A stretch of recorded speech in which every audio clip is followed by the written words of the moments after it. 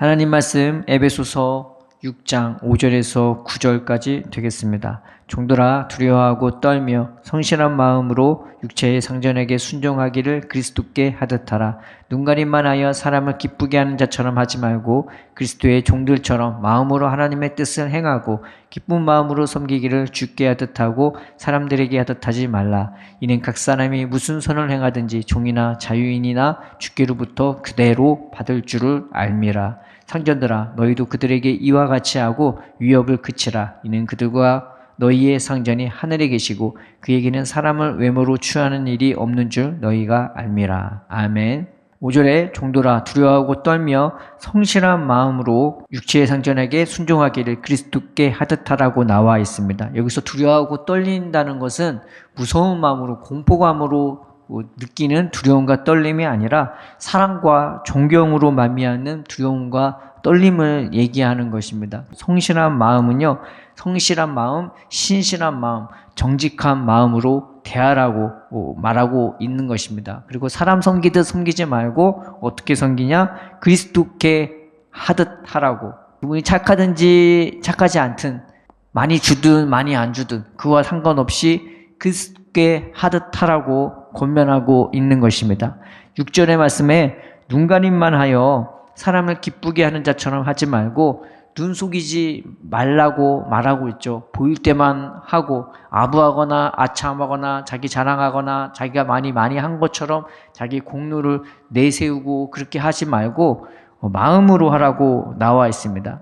그리스도의 종들이 마음으로 한다고 나와 있는데 이 마음이라는 말이 푸시케라는 헬라어 단어인데 생명이 되기도 하고 호흡이 되기도 하고 내 목숨을 말하기도 하는 것입니다. 그런데 내가 그렇게 진심으로 하나님의 뜻을 행하듯이 그리스도께 행하듯이 육체의 상전에게 순종하라고 말하고 있는 것입니다. 그래서 어떤 일을 맡기든지 그 일을 할 때 정말로 정직하고 신실한 마음으로 하라고 권면하고 있는 것입니다. 7절 말씀에 기쁜 마음으로 섬기기를 주께 하듯 하고 사람들에게 하듯 하지 말라. 계속 반복적으로 얘기하고 있는 것이죠. 이 기쁜 마음이라는 것은 두 단어가 아니라 한 단어입니다. 그 한 단어를 이렇게 기쁜 마음이라고 의역을 한 건데 이 단어가 호의가 되기도 하고 친절이 되기도 하고 열정이 되기도 하고 기쁨이 되기도 하는 것입니다. 그래서 그 종들이 그 주인들을 섬길 때 그런 호의와 친절과 기쁨과 열정으로 또 사람을 섬기듯 일을 그렇게 하라고 말하고 있는 것입니다. 이만 하면 되겠지도 아니고 최선을 다해서 기쁜 마음으로 그 일을 하라고 말하고 있는 것입니다. 8절에 이는 각 사람이 무슨 선을 행하든지 종이나 자유인이나 주께로부터 그대로 받을 줄을 알미라 라고 나와 있죠. 이 말은 것은 내가 뭔가를 했을 때 주님께 하듯 했을 때 주님께서 분명히 보상해 주시는데 어떻게 보상해 주시느냐?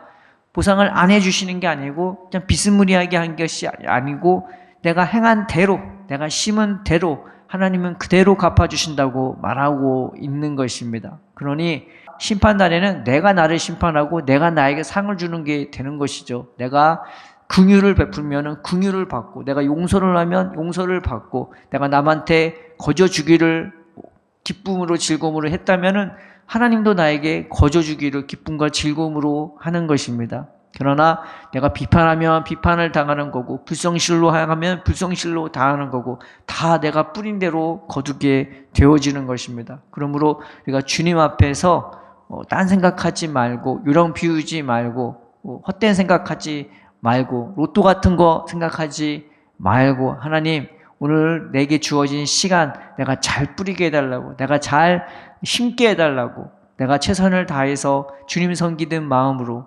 나에게 갚아주시는 그 주님의 바라보면서 내가 신실한 마음으로 섬기게 해달라고 우리가 주님 앞에 나아가야 되는 것입니다. 또 9절에 보겠습니다. 상전들아 너희도 그들에게 이와 같이 하고 위협을 그치라 라고 나와 있죠. 로마 시대에는요 종들이 참 많았는데 그 종들에게 어떤 식으로 위협했냐? 만약에 말을 안 듣는다, 일을 잘 못한다 그러면은 밥을 굶기거나 채찍질을 했습니다. 그런데 그것을 하지 말라고 지금 말하고 있는 것입니다. 그 위협을 그치고 어떻게 하냐?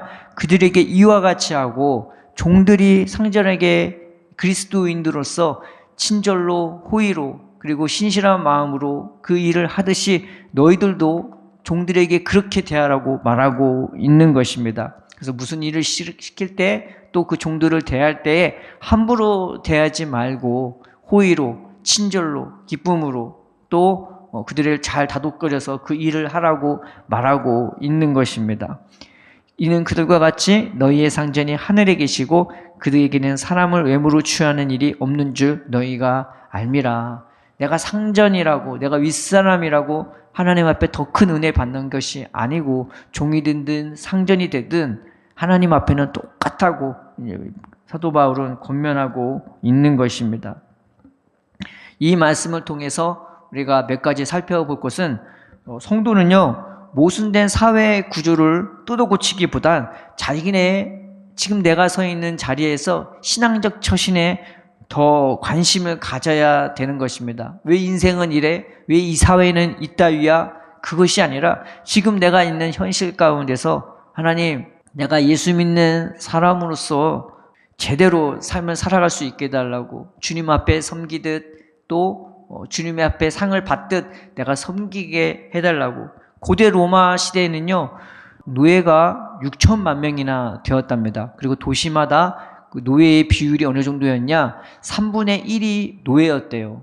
그러면은 그 노예들이 어떻게 노예가 되었느냐? 대부분 전쟁 포로였단 말이에요. 얼마나 억울하겠어요. 얼마나 분하겠어요. 얼마나 징후와 원한으로 가득가득 차 있겠습니까? 그런데 예수를 믿었던 사람들은 대부분 그 노예들이었단 말이에요. 삶 속에 희망을 가질 수 없었던 그저 매안 맞고 그냥 먹는 것만 잘 먹어도 하루를 간신히 버텨낼 그런 종들이었단 말이에요. 그런데 그런 사람들이 하나님을 믿게 되고 하나님의 자녀가 됐고 영원의 소망을 갖게 되었습니다. 그런데 그런 자들이 일상의 삶 속에서 어떻게 일을 했냐? 주님 섬기듯 그 일을 하라고. 지금 나의 원수 같은 자, 나의 가족을, 내 인생을 파탄시킨 그 사람을, 그 원수 같은 사람들을 이 죽게 하듯 섬기라고 지금 사도 바울이 권면하고 있는 거죠. 이 모습을 보면은 우리는 참 부끄럽지 않습니까? 그 시대의 사람들보다, 그 시대의 노예들보다 우리는 훨씬 자유하고 훨씬 잘 먹고 훨씬 평안함에도 불구하고 우리는 여전히 이 세상 것만 구하고 있는 것은 아닌지 돌아보았으면 좋겠습니다. 그러면서 하나님, 내가 오늘 믿음으로 살 수 있게 해달라고, 나를 사랑하는 그 주님의 은혜로 내가 삶 속에서 주님 섬기듯 주님의 일을 할 수 있게 해달라고 우리가 기도하는 저와 여러분 되기를 바랍니다. 또 두 번째, 눈가림의 유혹을 이겨내는 곳에 진정한 성도됨이 있는 것입니다.